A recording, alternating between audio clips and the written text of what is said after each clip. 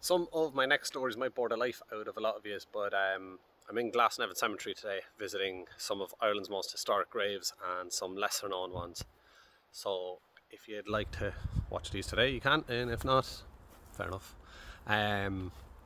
So I found a grave of, it's one of the only graves I have found of a victim of Bloody Sunday on the British side. So this man was born in County Tipperary, joined the British military, served in World War One, was injured at the Somme, joined the early British Air Force and was shot down and captured as a POW for the remainder of World War One.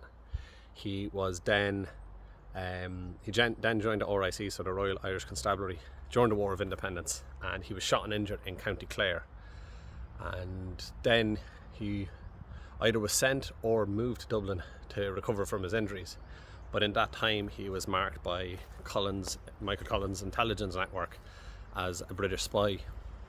So on the morning of Bloody Sunday, while he was actually lying in bed, and from what I could see, he was like still recovering from his injury, he was shot and killed in his bed. Now the thing that makes it a little suspicious is he was buried with full military honours, even though he was supposed to be out of the army. So that lends to the fact that he might have been a spy. But he was actually an Irishman, but a potential British spy. So this is the grave of John Fitzgerald from County Tipperary.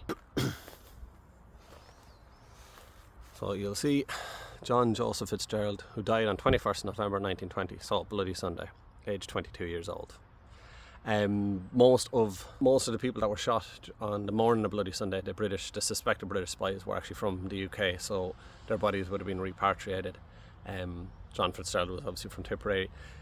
It might have been a case, from what I was reading, it might have been a case of mistaken identity. There was another man with a similar name who they believe was an intelligence officer, so he might have been killed in his place. But either way, he was a serving RIC officer, so he would have been, in a certain way, he would have still been a target. But yeah, one of the only people I know, or one of the only graves I know of a spy from Bloody Sunday who's buried, and the men who planned and ordered his execution are buried just over there somewhere. So we'll go over to see them in a little bit.